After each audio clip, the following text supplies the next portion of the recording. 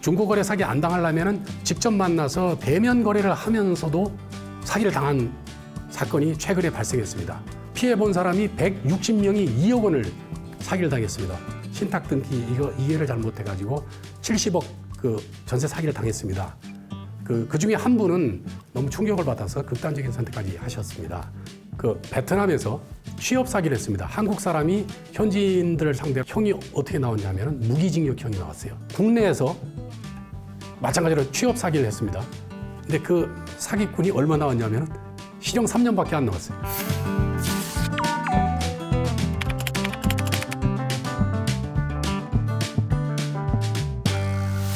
안녕하세요. 사기 없는 세상을 꿈꾸는 검사 출신 변호사 유튜브 인변불패의 임채원입니다. 반갑습니다. 형법의 사기죄라고 하는 것은 347조 1항에 이렇게 되어 있습니다. 사람을 기망하여 재물의 교부를 받거나 재산상 이익을 취득한 자 이렇게 되어 있습니다. 결국 남을 속여서 재산을 취득하는 겁니다. 사기죄 이제 구성을 뜯어보면은 상대방을 속이는 거 그걸 이제 기망이라고 그러는데요. 속일 자, 속일 망자. 그 다음에 착오는 이제 상대방이 내 사기꾼이 하는 말에 이제 최면이 걸리는 거죠. 그 말이 전부 다 사실인 것처럼 믿는 거. 이게 착오고, 그 다음에 처분 행위는 뭐냐 하면, 그래서 이제 내가 이 속은 사람이 뭐 돈이나 뭐 재산을 주는 행위, 이걸 처분 행위라고 그러죠. 이게 현란한 말로 이게 속여서 내가 그 말을 믿고서 그대로 내 재산을 주는 거. 이게 이제 그 사기죄. 사기죄 제일 중요한 거는 재산, 그리고 속였다는 부분을 증명하는 게 가장 중요하거든요. 그래서 형사 사건이 지금 대검 통계가 80%가 무혐의 되거든요. 고소 사건이. 왜냐하면 속였다는 증거가 지금 확보가 안 돼가지고 몇 년 전에 형사정책연구원에서 사기꾼과 사기 피해자의 관계를 조사를 했는데요. 66.2%가 아는 사람 또는 친척 이렇습니다. 다시 말해서 10명 중에 7사람은 아는 사람이죠. 그다음에 사기를 당했을 때 그 대검의 통계가 피해 금액이 회수되는 그 퍼센테이지가 3%밖에 안 됩니다. 돈을 빌려 갔더라도 모든 경우가 다 사기죄가 되는 게 아니고 속여서 했을 경우, 예를 들면 빌려가는 돈의 그 용도 어디다 쓸 것인지에 대한 것을 속였을 경우는 사기죄가 된다는 게 대부분 판례입니다. 이게 용도 사기에 관한 사기고요. 갚을 의사나 능력 둘 중에 하나만 없어도 됩니다. 없으면서도 있는 것처럼 이렇게 속여서 이제 가져가는 경우, 이런 경우는 사기죄가 됩니다. 돈을 빌릴 당시에는 갚을 의사나 능력이 됐지만 그 이후에 경제 사정이 안 좋아서 못 갚게 됐다. 이런 경우는 사정 변경이 이제 생긴 거니까 경제력이 안 좋아서 못 갚는다. 이거는 이제 단순한 민사적인 그런 사안으로 넘어가는 거고요. 2022년도 그 경찰청 통계를 보면은 전체 범죄 발생 건수가 지금 148만 2천 건인데요. 그 중에 사기 사건이 32만 4천 건 정도 됩니다. 그래서 범죄 중에 가장 많은 게 사기. 그리고 다양한 그 사기 사례들이 있습니다. 첫 번째가 뭐냐면 투자 사기죠. 돈을 투자를 하게 되면은 뭐 파격적인 어떤 고수익이 난다 이렇게 속여서 이제 결국은 이제 원금조차 다 잃게 되는 거죠. 또 많은 경우 또 아는 사이에 또 그렇게 하는 경우는 또 투자 약정서조차도 안 쓰는 경우가 많거든요. 그러면 더 어려워지고요. 그리고 투자라고 하는 거는 일반 그 우리가 돈을 빌려주는 거하고 차이가 뭐냐 하면은 돈을 빌려주는 거는 원금이 회수되는 게 전제가 돼 있고, 투자라고 하는 거는 이 돈은 원금은 내가 이게 다 이제 없어져도 이 투자 받는 그 목적의 사업이 안 돼가지고 다 없어져도 좋다는 거거든요. 하늘과 땅인데 이거를 사람들이 잘 구별을 못 합니다. 원금 보장을 해주는 투자는 사실은 없죠. 그건 빌려주는 거지. 그렇지만은 원금 보장을 해달라고 하면 이 지금 투자를 해달라고 요구하는 사람이 하는 그 사업이 진정성이 있는지 사기치려고 했는지를 가늠을 할 수 있습니다. 그래서 100%는 못 해주지만 한 50% 이렇게 어느 정도 협상이 되거든요. 그래서 중요한 거는 원금 보장이라는 문구가 그 약정서에 들어 있어야 사기죄로 처벌이 가능합니다. 손실이 났을 때 어떻게 해야 될 것인지 그게 중요한 포인트입니다. 근데 이익이 날 때만 얘기되어 있지 손실이 났을 때는 어떻게 하겠다는 거기에 대한 얘기는 없어요. 그거를 잘 못 챙겨서 돈을 다 그냥 잃어버리는 그런 경우가 되게 많았습니다. 그 다음에 이제 두 번째가 이제 그 보이스피싱 사기인데요. 우리가 이제 전화 금융 사기라고 하는데 여러 가지 이제 형태가 있는데 과거 2007년도 그 지방 법원장이 자기 아들 납치해서 장기 뗀다 그래가지고 놀래서 6천만 원 그 보이스피싱 당한 사건이 있었는데요. 그때만 하더라도 이제 대법원을 썼죠. 근데 그 이후에 지금으로부터 한 몇 년 전에는 이게 더 발전해가지고 그 번호를 이제 가족이나 이런 그걸로 이제 바꿔가지고 사기를 당하는 사람도 있고, 가장 최근에는 이제 AI의 그 기술을 통해서 생성형 AI 수법을 통해 가지고 이 음성을 이제 합성을 합니다. 전문가 말에 따르면 제 음성 같은 경우는 이제 3초 이상 분량만 있으면은 이제 거의 제 목소리 비슷하게 이제 한다는 거죠. 작년인가요? 거기 충남 경찰청에서 중국 항저우에 가가지고 그 콜센터 법인 일당을 이제 조직원들을 잡았는데 그 중에 44명이 한국 사람이었거든요. 그게 1,500억 정도 사기를 보이스피싱을 했는데 국내에서 알려진 검사 얼굴에다가 그 범인들이 음성을 갖다가 딥페이크로 얼굴에다가 이제 얼굴하고 목소리하고 이제 합성하는 그 훈련을 하고 있었다고 합니다. 이게 그 당시 검거가 안 됐다면 더 큰 피해로 이어질 뻔했던 그런 사건이었습니다. 그 다음에 이제 세 번째가 이제 로맨스 스캠. 요새 이제 많이 당하거든요. 특히 여자분들이 많이 당하는데요. 특히 이제 그 피해자들은 이제 주로 이제 이별을 했다든지 상처를 받은 그런 분들한테 이제 접근을 해서 매일 뭐 안부 인사도 하고 너무너무 다정다감하게 이렇게 다가가서 이제 짧은 기간에 어떤 친분을 쌓은 뒤에 이제 국내에 들어오는데 뭐 너하고 같이 살고 싶다 이러면서 이제 돈을 보내라 그러는 거죠. 그래서 이제 금품을 이렇게 편취하는 그런 경우고요. 이제 주로 원하는 건 현금은 이제 잘 이게 안 되니까 이제 비트코인으로 바꾼다든지 이런 식으로 해서 가져가고요. 내가 만약에 그 로맨스 스캠을 당해서 돈을 예를 들어서 1억 원을 보냈다 그러면은 보내고 나서 딱 보니까 자기가 사기를 당한 걸 알았습니다. 그러면은 일반 우리 보이스피싱인 경우는 즉시 계좌 지급 정지를 신청을 할 수 있는데요. 통신 사기 피해 환급법에 따르면은 이런 경우는 해당이 안 됩니다. 재화나 용역의 제공을 가장한 행위는 해당하지 아니한다 이렇게 지금 법에 돼 있기 때문에 뻔히 그걸 알면서도 계좌를 즉시 지급 정지를 못 합니다. 그게 뭐 영장을 받는다든지 이렇게 하면 며칠 걸리기 때문에 그 사이에 벌써 돈은 다 빠져나가는 그런 상태죠. 그러니까는 우리는 여기에 그 외국인들이라든지 특히 이제 무분별한 그 친구 추가, 그 다음에 오픈 채팅에서 만난다든지 그러면 이제 개인 카톡으로 넘어가거든요. 그걸로 이제 유인하는 경우는 그걸로 이제 따라가면 안 되고. 그 다음에 네 번째가 이제 투자 리딩방 사기. 이게 굉장히 요새 이슈가 되고 있는데요. 하여튼 유명한 사람들 그 사진이나 이제 그 영상을 이제 도용해가지고 이제 마치 이 사람들이 투자 전문가인 것처럼 막 이렇게 고수익을 이제 나도록 해주겠다 이렇게 해가지고 돈을 투자 받으면은 돈을 받아서 잠적하는 그런 경우죠. 특징이 뭐냐면은 이 투자 리딩 그 자체는 불법이 아닙니다. 이거는 유사 투자 자문업에 해당되기 때문에 금융감독원에 신고만 하면 되거든요. 특징은 이제 불특정 다수인을 상대로 해야 되고요. 일방향으로 투자 조언하는 정도, 그 업무 자체가 그 정도인데 실제 이제 사건들에서 보면은 아예 투자 뭐 자문을 해준다든지 아예 돈을 받아서 자기가 투자를 한다든지 이런 상황이기 때문에 다 이제 사기로 넘어가고요.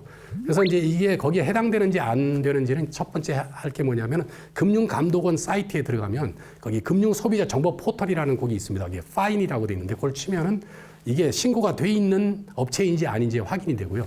두 번째 이제 많이 하는 게 한국거래소의 이제 전자공시 홈페이지 KIND 카인드라고 이제 치면 더 들어갈 수 있거든요. 그러면 이게 비상장 회사가 이제 상장을 하기 위해서 일단 신고해서 이렇게 가거든요. 그러니까는 만약에 비상장 주식을 얘기하면은 그게 어느 회사인지 그리고 언제 구체적으로 상장이 되는지 구체적으로 물어서 그게 한 4개월 정도 어떤 기간 안에 그게 안 되면은 그거는 이제 사기거든요. 그러니까는 그걸 잘 판단을 하셔가지고 상장을 위해서 지금 등록이 돼 있는 건지 그런 것도 한번 검토를 해봐야 되고요.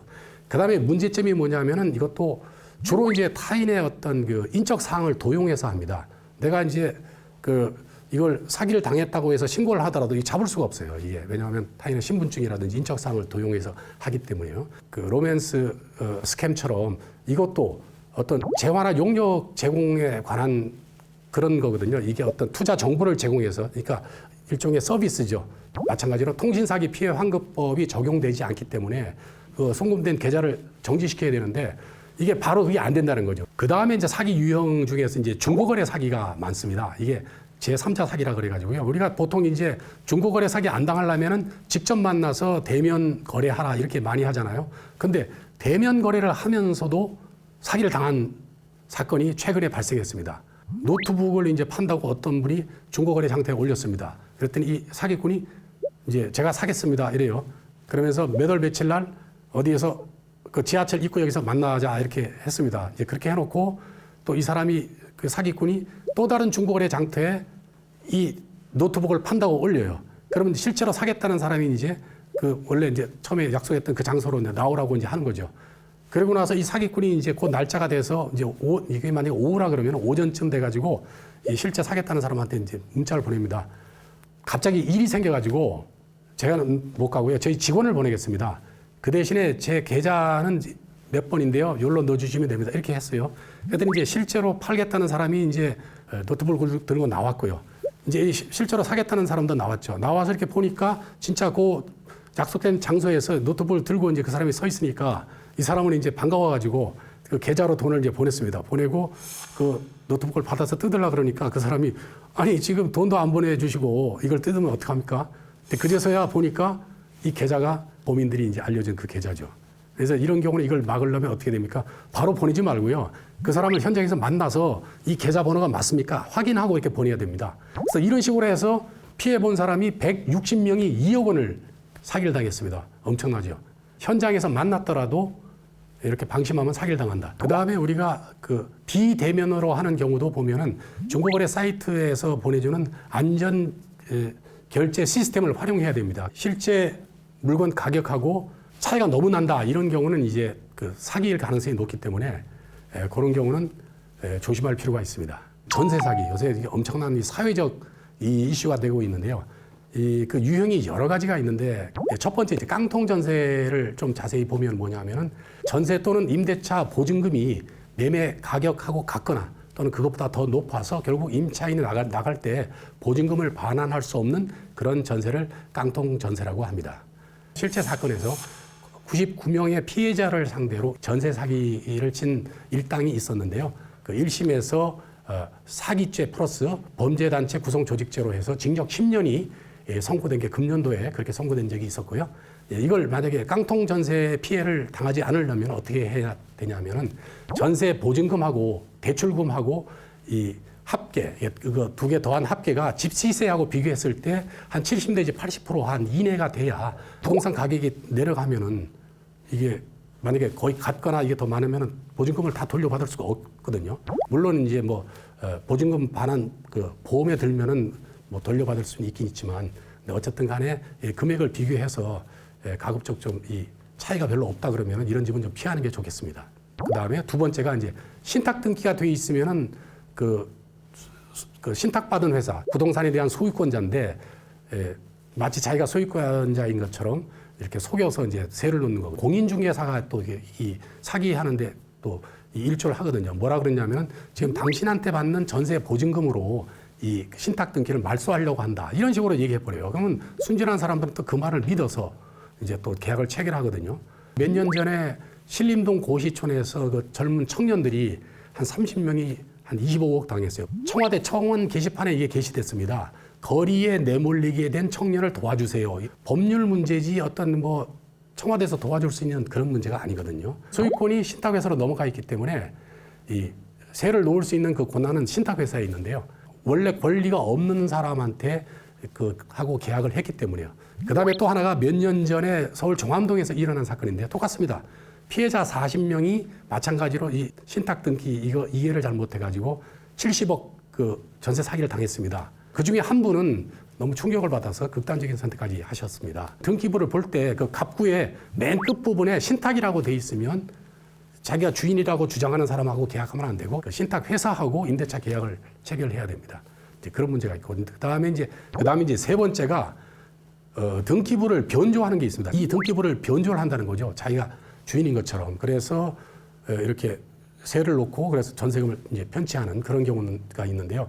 그러면 이거를 예방하려면 어떻게 해야 되겠습니까? 포털 사이트 들어가서 인터넷 등기소라고 이렇게 딱 치면 법원 등기소가 떠요. 그러면은 700원을 주면은 그 열람이 되고요. 그 다음에 1,000원을 주면 출력이 됩니다. 이건 누구나 다 우리가 다 확인할 수 있는 그런 거거든요.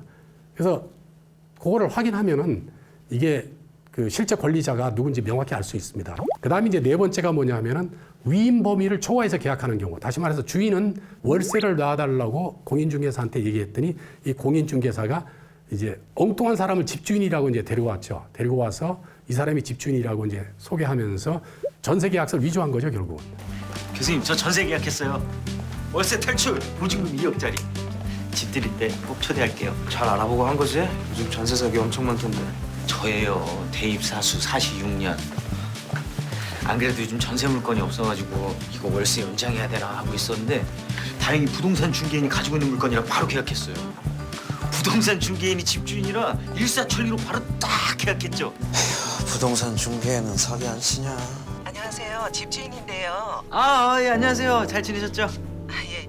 아니, 다른 게 아니라 이번 달 월세가 안 들어와서요. 아이, 월세라뇨. 저 전세 계약했는데 보증금 2억에 2년. 전세요? 저랑 월세 계약하셨잖아요. 보증금 2천에 월세 90만 원이요. 야, 그러면 이걸 안 당하려면 어떻게 해야 되죠? 그러면 신분증이 진짜인지 확인해야 돼요. 등기부에 나와 있는 그 소유권자하고 집주인이라고 하면서 나타난 사람하고 같은 권리자인지 이제 신분증을 확인해야 되고요. 열쇠자리 빨리 알려줘. 138이라고 치면은 주민등록증 그 발급 일자를 뭐 입력하세요. 뭐 이렇게 쭉 나옵니다. 그러면은 이게 위조됐는지 안 됐는지 알 수가 있고요. 정보 24로 들어가면은 이제 신분증 진위 확인할 수 있는 그 절차를 알려줍니다. 그럼 그 절차대로 이렇게 하면은 이게 위조됐는지 안 됐는지를 이제 확인이 가능합니다. 그 다음에 이제 또 우리가 사기가 뭐냐면 큐싱 사기라 그래가지고요. 요새 또 굉장히 핫한 건데 이게 뭐냐면 자전거 같은 경우에 이제 QR코드 있잖아요. 이런 거라든지 아니면은 주차장 같은 경우에 보면은 우리 주차 결제할 때도 이제 QR코드 이렇게 쓰거든요. 범인들이 이제 가짜 그 QR코드를 붙여가지고 이제 피싱을 하는 거죠. 통신사라든지 그 다음에 그 세금 결제, 지방세 결제 이런 식으로 해서 큐싱 사기를 하는데요. 이걸 한번 결제를 하면은 취소가 안 됩니다. 그래서 이제 이런 식으로. 그래서 요새 핫한 게 이제 큐싱 사기니까 조심해야 되고요. 그 다음에 가끔씩 이제 오래전부터 터지는 사건인데 이제 뭐 헬스장이라든지 뭐 그다음에 네일샵, 피부과 이런 데서 이제 뭐 1년치를 한꺼번에 이제 끊으면 싸게 해주잖아요. 그래가지고 이제 그걸 이제 끊으면 그 다음에 뭐 한 보름 정도 있다가 폐업하고 이제 그냥 잠적하는 게 먹튀 사기죠. 이런 경우가 많은데요. 이런 경우를 예방하려면은 조금 아깝지만은 1년치를 한꺼번에 끊지 말고 이렇게 뭐 좀 단기간 뭐 한 달이면 한 달 이렇게 끊어야 되는 것이 좋겠습니다. 그 다음에 9번째가 이제 요 신도시라든지 신축한 그 상가 분양 사기 이게 되게 많습니다. 그 계약금 정도만 내면 나머지는 뭐 다 중도금부터 다 대출해주고 이게 병원이라든지 뭐 대형 병원 뭐 이런 게 이제 들어오기 때문에 안정적으로 노후가 보장된다 이런 거예요. 좋은 얘기만 하니까 많은 사람들이 이제 혹해가지고 이렇게 계약을 하거든요. 대형 병원 입점 화기로 그냥 양해각서 정도밖에 계약이 체결 안 된 거거든요. 양해각서라고 하는 거는 계약을 위반해도 법률적인 책임이 없습니다. 양해각서 체결한 거에 불과함에도 불구하고 병원 입점 확정이라는 플랜카드를 걸고 막 그냥 그 모집을 막 했어요. 그래가지고 몇 억씩 그냥 이렇게 해서 많은 사람들이 이제 피해를 당했습니다. 거의 대부분의 경우에 다 이게 분양 계약금 다 뜯기고 심한 경우는 다 대출받아서 했기 때문에 상가는 이제 공실로 돼 있고요. 그다음에 이자는 계속 나가고 그래서 실제 사건에서 그 이자 낼 돈이 없어서 결국 경매로 거의 한 10분의 1 가격으로 다 그냥 분양 경매돼서 날아가는 그야말로 노후에 안정된 수익을 보장받으려고 그러다가 노후 자금까지 다 털리는 그런 게 있으니까 굉장히 조심을 하셔야 됩니다. 그 다음에 이제 10번째가 이제 기획부동산 사기. 이거 엄청나게 많은데요. 뭐 개발 제한 구역이라든지 어떤 그런 곳이라 가치가 별로 없는데 이거 미공개 개발 정보가 내가 입수를 했는데 이걸 토대로 해서 이거 하여튼 분양만 받으면 대박이 난다. 이런 식으로 이제 특히 이제 놀라운 건 뭐냐 하면은 실제 사건인데요. 그래서 어떤 직장에서 한 10년 정도 되게 친하게 그 상사로 모셨던 분인데 이제 미공개 개발 정보를 내가 이렇게 잘 아는데 그걸 통해서 딱 하나 지금 남은 게 있는데 그동안 우리 옛날에 잘 지냈잖아. 그래서 이걸 당신한테 줄게. 이렇게 얘기하는 거예요. 그래서 옛날에 워낙 잘 지냈고 워낙 좋은 사람이었기 때문에 현장도 안 가보고 이제 돈을 준 거예요. 나중에 보니까 개발 제한 구역에다 어떤 경우는 막 산 비탈에 그냥 집원만 있지 그냥 개발될 수 없는 뭐 그런 곳을 갖다 판 경우도 있고요. 그래서 이런 경우는 아무리 옛날에 친하게 지냈던 분이라도 이 돈 앞에서는 또 사람이 달라지기 때문에 반드시 그 지번도 확인하고 뭐 현장을 확인하든지 인근의 중개업소에 가서 또 시세라든지 개발 가능성이 있는지 확인해야 되고 그다음에 이왕이면 관할 관청에 또 확인을 또 하고요. 그리고 대부분은 전체 몇 분의 몇 이렇게 그냥 지분으로 그냥 판매를 하거든요. 그래서 그러니까 그런 경우는 이걸 아예 그냥 어느 그 부분을 특정을 해서 분할 등기를 해달라고 이렇게 요구를 하면 아마 이 기획부동산 사기가 진짜 많은데 여기서 좀 피해를 좀 면할 수가 있을 것 같습니다.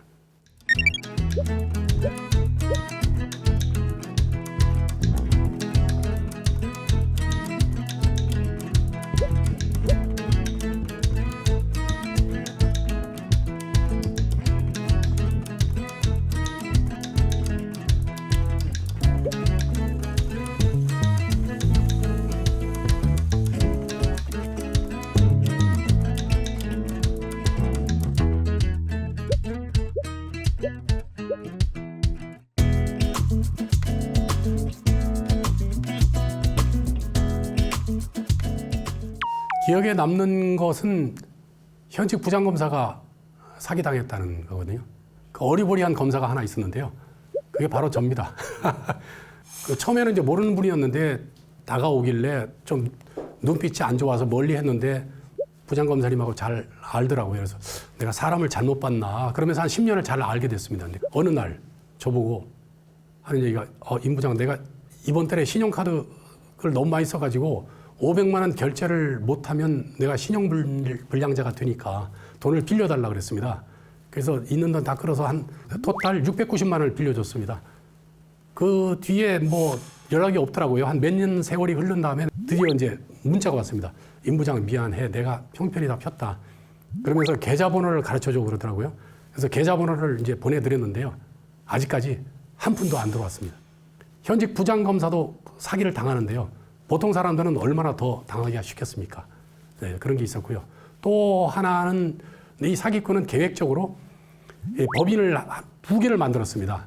예를 들면 이제 주식회사 금강산 CNC하고 주식회사 금강산 ENC 이렇게 2개 법인을 만든 다음에 그 물품 공급 계약서에는 주식회사 금강산 CNC 이렇게 하고 그 다음에 근저당권 설정은 주식회사 금강산 ENC로 이렇게 한 거예요. 이 사람은 이제 그걸 믿고 이제 계속 물품을 공급했어요. 한 2억 원 정도 공급을 했는데 그 다음에 연락이 없는 거예요. 경매 신청을 했어요. 했더니 이게 안 되는 거예요. 왜냐하면 채무자가 다른 거죠. 다시 말해서 물품 공급 계약서에는 금강산 CNC인데 근저당권 설정 거기에 채무자는 금강산 ENC 완전히 별개 법인이라서 이게 담보가 없는 거하고 똑같은 거죠. 글자 하나만 틀려도 이게 완전히 별개 법인이거든요. 그래서 이게 법인인 경우는 법인 등록번호가 있습니다. 사람인 경우는 주민등록번호가 있듯이요. 그래서 항상 그 번호 등록번호를 꼭 확인하셔야 되고요. 특히 법인 이름이 긴 경우는 좀 긴장을 하셔야 되고 그 다음에 주식회사가 앞에 있느냐 뒤에 있느냐에 따라서 완전히 별개 법인입니다. 아까처럼 주식회사 금강산 CNC하고요. 금강산 CNC 주식회사 이거 완전히 그 별개 법인이니까요. 예, 이런 걸 좀 조심하셔야 되겠습니다. 왜 이렇게 좋은 거를 나한테 주지? 좋은 거면 자기가 갖거나 자기 가족이 가지면 되는데 왜 나한테까지 이 좋은 제안을 할까? 항상 합리적인 의심을 하고요. 꼭 증거를 남기는 걸 습관화해야 됩니다. 왜냐하면 이거는 서로를 지키는 그런 길이기 때문에 그래서 증거 남기기를 생활화하면 사기가 많이 예방되겠습니다. 어렸을 때 아버지께서 집 한 채 살 돈을 사기 당하시는 바람에 사기에 대해서 어떤 검사보다 관심을 갖고 관찰을 했습니다. 그래서 제가 33년 검사 생활 플러스 변호사 생활 1년 7개월을 녹여서 제가 만든 작품이 있습니다. 사기꾼 감별 체크리스트 31. 7, 8개 정도 해당된다면 조심해야 된. 첫 번째 특징이 뭐냐 하면은 필요 이상 친절합니다. 아주 미안할 정도로 잘해줘요. 왜냐하면 이 사기꾼은 목적이 상대방의 경계를 무너뜨려서 상대방의 재산을 가져가야 되기 때문에 일단 믿게 하려면 굉장히 잘해줘야죠. 그 다음에 목적이 달성되면 그냥 연락이 없습니다. 계산 끝났기 때문에. 그 다음에 두 번째 특징이 약속을 잘 지키지 않습니다.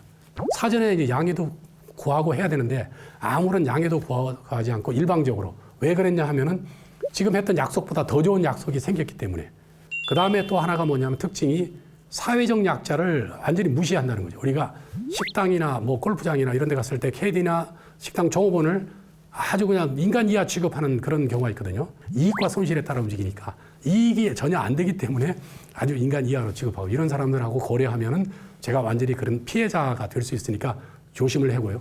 자기가 굉장히 불리하다 싶으면은 완전히 그 납작 엎드려가지고 완전히 아부도 하고 막 눈물도 흘리고 심지어는 이제 어떤 사람이 돈을 빌려줬는데 돈 받으러 갔다가 그 사람이 너무 슬프고 요새 힘든 그런 처지를 듣고서 그냥 마음이 아파서 내 주머니에 있는 돈까지 주는 그게 다 연기거든요, 사실은. 근데 이런 연기에 속는 사람들이 되게 많습니다. 그 다음에는 이제 이 사기꾼은 굉장히 이제 별 볼 일은 없는 사람이죠. 그렇기 때문에 이 상대방으로 하여금 경계심을 이제 누그러뜨리기 위해서 자기가 뭐 이렇게 뭐 유명한 누굴 안다든지 하여튼 신분이 확실한 사람을 잘 안다고 막 이렇게 막 떠벌리고 다닙니다. 그런 사람들은 좀 조심해야 됩니다. 그런 병풍치기를 하고요. 그 다음에 이제 이 정보는 중요한 거기 때문에 너한테만 주는 거야. 내가 너를 엄청나게 좋아하기 때문에 너한테 주는 정보이기 때문에 절대로 비밀을 유지해야 된다. 이렇게 얘기합니다. 왜 그렇게 얘기하냐 하면은 이걸 남한테 얘기하면은 그 사람이 그 얘기를 들은 사람이 이 합리적으로 설명을 해줄 거 아니야. 그렇기 때문에 내가 이 착오에 빠지지 않겠죠. 그렇기 때문에 이 사람을 이제 고립시켜 가지고 그대로 다 먹혀들도록 하기 위해서 반드시 비밀을 지켜야 된다 이렇게 얘기합니다. 그래서 그 다음에 이제 다급하게 막 재촉을 합니다. 자기가 뭐 교통사고를 냈는데 합의를 안 하면 자기가 뭐 이렇게 신고돼서 뭐 처벌받게 생겼는데 돈을 빨리 보내주면 내일 갚겠다는 거죠. 돈을 보내줬는데 그 다음에 연락이 없는 거예요. 이런 식으로 사람들이 다급하면 급하면 합리적인 판단을 못하게 돼 있습니다. 급한 거는 지가 급한 거지 내가 급한 게 아니거든요. 이런 식으로 막 급한 상황을 몰아간다 그러면은 한 템포를 늦춰서 이렇게 한 번 더 생각을 해야 됩니다. 그 다음에 특징이 뭐냐면은 계속 미뤄요. 저는 이제 이렇게 미뤄줘진다 이렇게 표현했는데요. 그러면서 예를 들어서 내가 어떤 사람한테 1억을 빌려줬는데 돈을 갚으라고 그러면은 그것도 뭐 한참 뒤에 줄게 이게 아니고 내일 아침 10시에 줄게 이래요. 그러면 이제 또 아침에 이제 전화를 하면은 회의 중이래. 오후에 또 전화하래요. 오후에 전화하면 또 내일 몇 시에 준대. 이런 식으로 해가지고 질질질 끌어가지고 사기 사건 공소시효 10년이 끝날 때까지 미루는 그런 사람들이 있습니다. 그 다음에 특징이 이제 장밋빛 미래만 얘기합니다. 좋은 얘기만 해요. 파격적 고수익 이거 하면은 어떤 좋은 수익이 난다 이익만 얘기하지 이 사업이 실패해서 어떻게 되게 손실이 난다 이 얘기는 절대로 안 합니다. 그 다음에 이제 특징이 절대로 증거를 남기지 않습니다. 증거를 남겼다가 그 증거 때문에 자기가 처벌되는데요.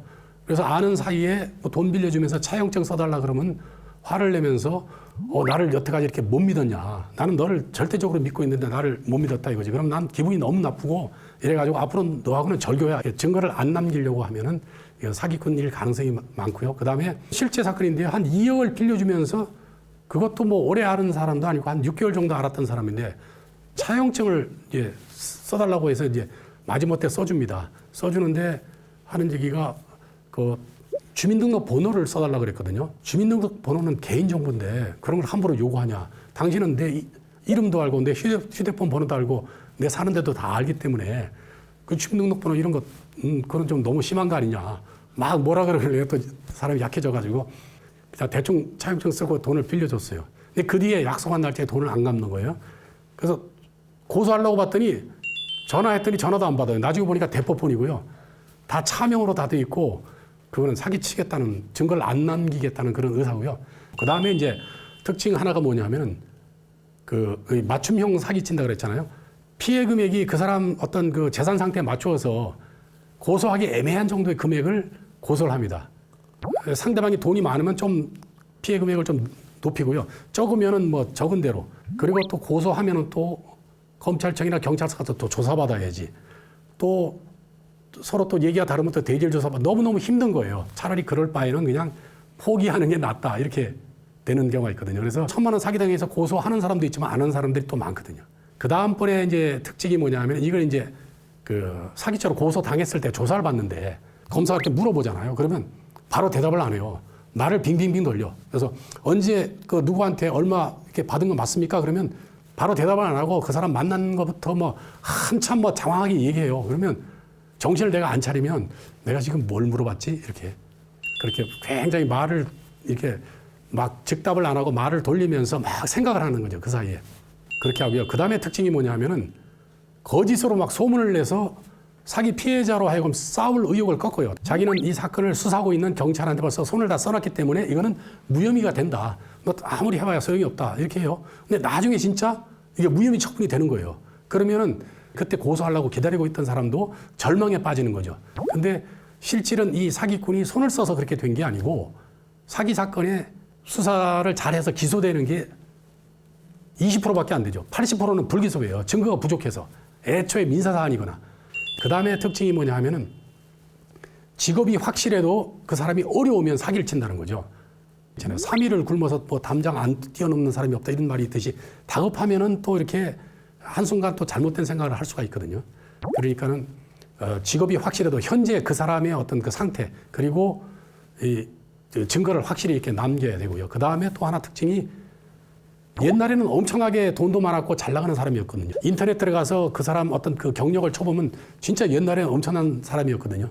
근데 그 과거 파리를 하면서 그걸 미끼로 해서 현재에 또 사기를 쳐요. 그러니까는 현재가 중요하지 과거는 그냥 하나의 참고사항이다. 이렇게 하고요. 그 다음에 사기꾼 특징이 돈 냄새를 귀신같이 잘 맡습니다. 비슷한 얘기인지 모르지만 사기칠 대상 포착에 또 아주 능해요. 여러 가지 이 나름대로 뭐 노하우가 있겠죠.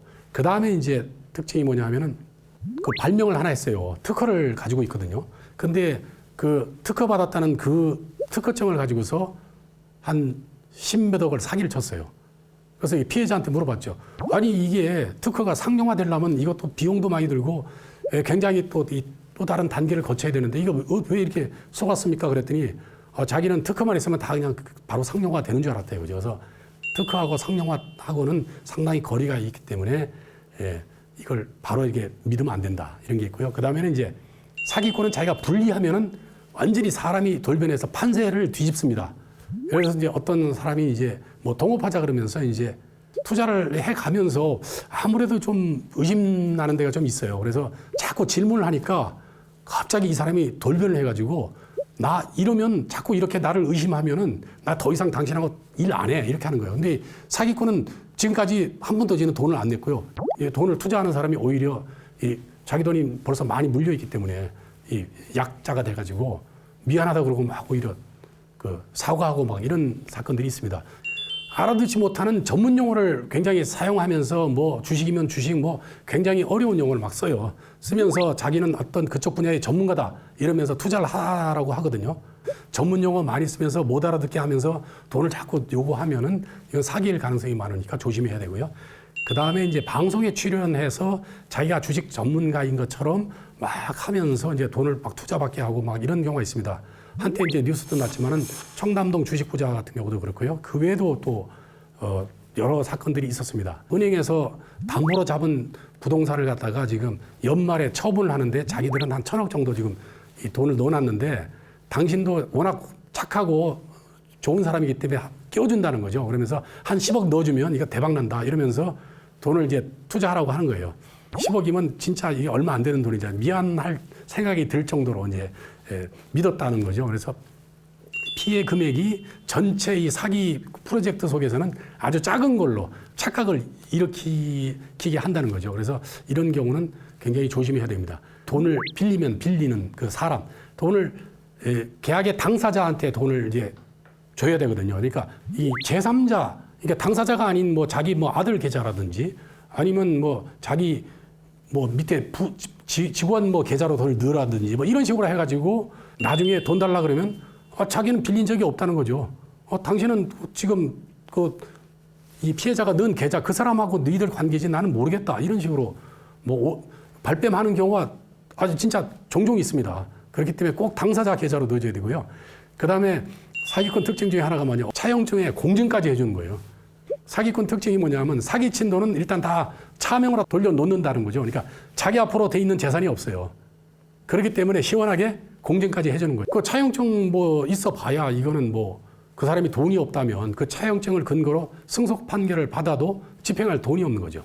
그 다음에는 이제 감성을 자극해서 경계벽을 허무는 겁니다. 그래서 피해자가 이제 나이 많으신 분이면은 아버님 이렇게 한다든지 그 다음에 단타에 뭐 달인 그래가지고 인스타 아줌마인가요?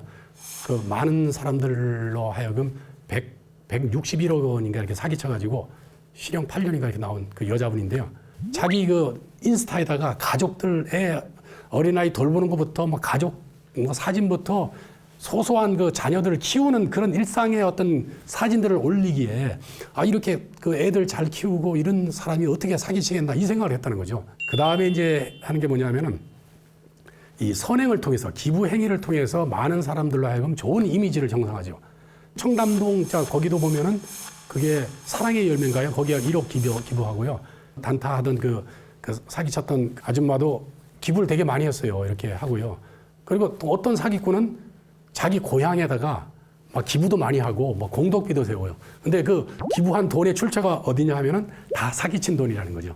기부 행위를 잘 하고 이렇게 한다고 해서 사기꾼이 아니라고 이게 단정할 수 없으니까요. 그 다음에 또 실제 사건들 속에서 보면은 큰 돈을 요구하는데 1억이나 2억을 이렇게 요구하면서도 이걸 자기는 신용불량자이기 때문에 계좌로 돈을 못 받는데요. 그러면서 현금으로 달라 이렇게 얘기하거든요. 근데 실제 사건에서 현금으로 이렇게 주면서 그 현금 인수증도 안 받았어요. 그래가지고 나중에 낭패당한 그런 분이 있거든요.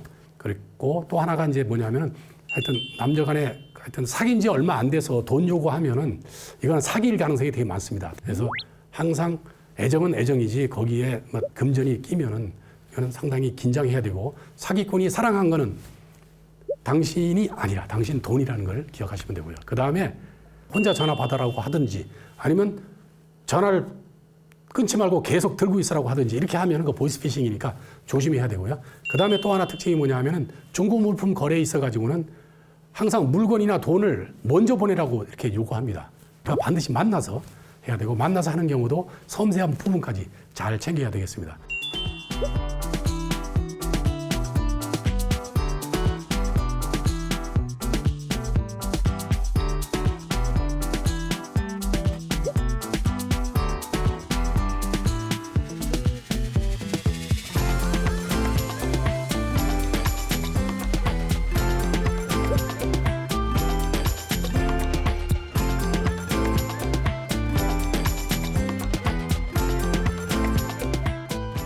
첫 번째가 뭐냐 하면은 상대방의 말을 재고하고 확인하라. 재고라는 게 think twice거든요. 합리적인 의심 하나하나 따져봐야 됩니다. 그렇게 해야 되고 그 다음에는 이제 확인하라. 일일이 하나씩 확인을 하게 되면은 이제 이게 실체를 알 수 있습니다. 그 다음에 두 번째가 처음에 사람을 만났는데요. 처음 만남에 느낌이 나쁘다. 뭔가 나한테 손해를 끼칠 것 같다. 이 사람이 촉이라는 게 있잖아요. 그러면은 계속 경계를 해야 되는데 그거를 이제 잊어먹으면 저처럼 이제 이 사기를 당하는 거죠. 그 다음에 세 번째가 세상에는 공짜가 없습니다. 파격적 고수익 보장 이건 뭔가 함정이 있는 거예요. 그래서 그런 측면에서 이제 조심을 해야 되고요. 그 다음에 이제 네 번째 해야 될 게 뭐냐 하면은 나중에 이게 문제가 됐을 때 이게 나를 속였다는 부분에 대한 증거를 남겨야 되거든요. 그래서 문서라든지 뭐 여러 가지 어떤 그런 증거를 남겨야 됩니다. 그 다음에 이제 다섯 번째가 뭐냐 하면은 제가 이제 반대 문서를 받아라 이렇게 돼 있습니다. 우리가 이제 다운 계약서 얘기를 많이 하는데요. 그런 문서를 써줄 때는 상대방한테 그게 아니라는 걸 문서로 받든지 아니면 뭐 녹음을 하든지 뭘 해야 됩니다. 다섯 가지 그 예방 행동 지침을 숙지하셔서 그냥 머릿속으로만 기억해서는 안 되고 행동 속에 생활 속에서 실천을 해야 되거든요. 그렇게 해야 그 지인도 잃지 않고 내 돈도 잃지 않고 이렇게 되니까 이걸 생활화하는 게 되게 중요하겠습니다. 사기는 사기친 사람에게 문제이지 사기당한 사람에게는 문제가 없습니다. 그렇지만 사기당한 사람들을 보면 다음과 같은 특징들이 있습니다. 첫 번째 이제 남의 말을 잘 믿는 사람들이 있어요. 그래서 가스라이팅이라고 그러죠. 심리 조종을 잘 당하는 그런 부류의 사람들이 있습니다. 이제 그런 부류에 속하는 사람들은 사기를 잘 당하죠. 그 다음에 갈등을 싫어하고 남의 말을 거절을 잘 못해요. 스스로가 상처를 잘 받는 사람이라고 할까요? 거절함으로써 상대방이 굉장히 상처받을 걸로 생각해가지고 거절을 잘 못하는 사람이 있고요. 그 다음에 통이 배포는 큰데 치밀하지 못해요. 나는 한번 된다면 되는 거야 이러면서 안 따져. 야 우리가 남이가 이러면서 한번 믿으면 끝까지 간다는 거죠. 이런 사람들이 잘 당하고요. 그 다음에 욕심이 많고 공짜를 좋아하는 사람. 특히 이제 이런 거는 기획부동산 사기 같은 경우 파격적 고수익 보장 뭐 이렇게 얘기하면 좋은 점만 막 얘기하거든요. 이런 사람. 그 다음에 외로움을 잘 느끼는 사람. 특히 이제 이별했거나 사별한 사람. 로맨스 스캠에 많이 당하는데요. 전철우 씨인가요? 그분이 그러더라고요. 자기는 혼자라서 너무 외로워가지고 어느 순간에 사기라는 걸 알았는데 외로움 때문에 자기가 40억 사기를 당했다 그러더라고요. 종교적인 이유로 자기는 고소를 안 한대요. 실제 제가 이제 만났던 분인데요. 자기는 하느님 아들이라서 절대로 사기를 많이 당해도 고소를 한 번도 안 했대요. 자랑 삼아 얘기하더라고요. 그래서 그건 내 돈을 그냥 가져가도 뒤탈 없는 돈이라고 광고하는 거 하고 갔습니다. 그건 이제 사후 대책인데요. 첫 번째가 이제 사기 당했다 딱 느껴지면은 거기서 스탑을 해야 됩니다. 더 이상 가지 말아요. 빨리 포기해야 되거든요. 실제 제가 서울중앙지검 중요경제범죄 조사단에 있을 때 실제 사건인데요. 어떤 분이 이 사기꾼한테 10억 원을 빌려줬어요. 그때 이 사기꾼이 오늘 줄게 내일 줄게 하다가 11년째까지 계속 끌려다니다가 그때 이제 정신을 차리고 사기죄로 고소를 하려고 봤더니 사기죄는 공소시효가 10년이랍니다. 그리고 나서 4년 뒤에 또 사기꾼이 나타나서 이번에 시행사업은 진짜야. 이거 4억 빌려주면은 전에 빌린 10억까지 합쳐서 14억을 갚을게 이렇게 얘기했어요. 그랬더니 며칠 고민하다가 또 4억을 빌려줬어요. 그래서 사기꾼은 그 심리전에 강하거든요. 이 아까워하는 이 사람의 심리를 악용해서 4억 원을 추가로 사기친 거니까 이건 엄청난 거죠. 그 다음에 이제 이거 사기가 맞다 그러면은 신속히 고소를 해야 됩니다. 이거 특히 가족 친족 간의 재산 범죄는 부부간이라든지 직계 존비속, 다시 말해서 아버지 그 자녀 이 존비속 간이라든지, 그다음에 동거하는 가족이나 친족 간에는 형 면제입니다. 아예 고소 자체가 안 되는 거예요. 그 자체가.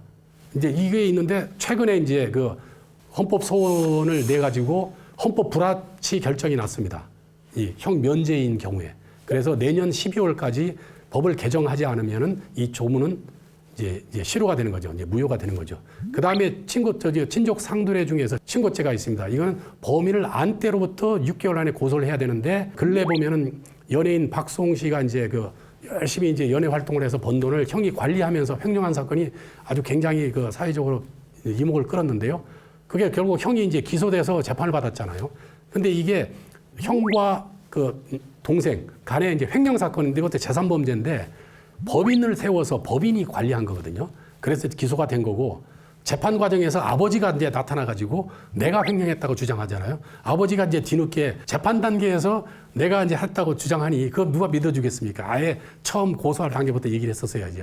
실제 사건에서 친족 관계 이것 때문에 공소권이 없는 경우가 종종 있습니다. 그러니까는 형제간도 마찬가지고요. 그 다음에 이제 외상 합의는 절대로 하면 안 됩니다. 실제 제가 이제 현직 검사 때 실질 심사할 때까지는 한 며칠이 걸리는데, 그 사이에 이 사기꾼이 피해자한테 가서 외상으로 이제 막 얘기를 하고 한 푼도 안 주고 뭐 공증까지 해주니까 고소 취소를 했더라고요. 이거는 수사 방해 행위죠, 사실은. 돈을 다 받고 해야 됩니다. 이게 사기꾼 아주 끝까지 쫓아가서 확인하지 않으면 마지막 순간까지도 또 사기를 치니까 결국 그 사기꾼들 또 도망 다 갔어요. 그래서 제가 그 다음에 야 이거 사기다 싶으면은 중요한 게 일단 이 사기 상대방하고 소통이 되는지 일단 확인해서, 중요한 게 기망에 대한 증거가 있는지를 일단 챙겨야 됩니다. 그게 없으면 지금이라도 연락해서 그 당시에 돈 빌려갈 때 했던 그 사람의 약속을 거기다 담아야 됩니다. 그걸 담지 않으면은 또 민사는 해봐야 뭐 다 돈을 다 빼돌리는 상황이 돼서 이겨봐야 의미가 없으니까요. 그거라도 확보를 해놔야 일부라도 내가 돈을 찾을 수 있다, 이렇습니다.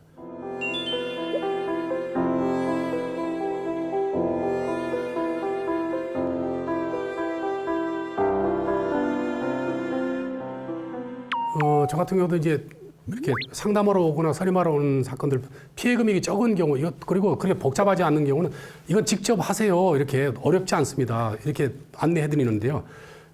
대법원 사이트 들어가면 나홀로 소송이라는 그 사이트가 있거든요. 거기에 가면 뭐 이 그 소장 쓰는 것부터 서식들이 되게 잘 돼 있고요. 그다음에 유튜브 가면 요새 변호사님들이 굉장히 또 이 본인 소송, 나홀로 소송할 수 있도록 굉장히 설명도 잘 해놓고요. 또 그런 책자도 많이 나와 있습니다. 그래서 그걸 이렇게 봐가면서 하면 충분히 또 할 수가 있고요.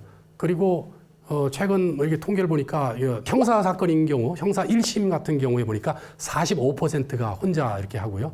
그 다음에 민사 사건인 경우도 제가 자료를 찾아봤는데 지금 현재 92.7%. 이제 간혹 이제 복잡하고 재판 혼자 하다가 판사님들이 간혹 그러죠. 이건 변호사 좀 선임해서 하세요. 이렇게 좀 충고하시는 경우가 있거든요. 이제 이런 경우는 이제 선임해서 할 필요가 있겠죠. 우리나라가 사기공화국이라고 불리는 이유는 첫째 그 문화가 일단은 구두 문화죠. 문서로 남기지 않는 문화. 이게 가장 큰 것 같아요.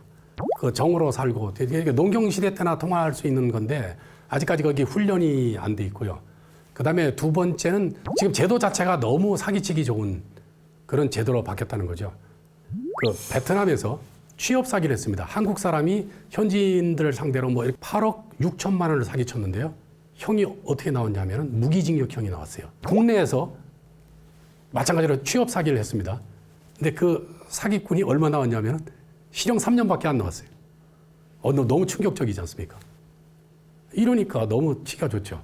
다단계 하는 거, 뭐 코인 사기라든지 뭐 그런 것들 보면은 몇백억씩 사기 있잖아요. 뭐 전세 사기도 몇백억 되는데요.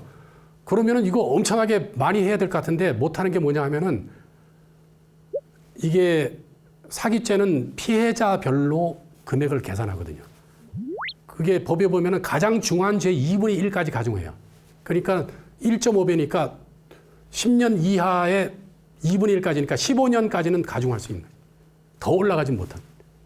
그러니까 형이 되게 낮은 거지. 이게 우리나라 지금 사기죄 법이 너무 약하지 않느냐. 물론 약한 점도 있죠.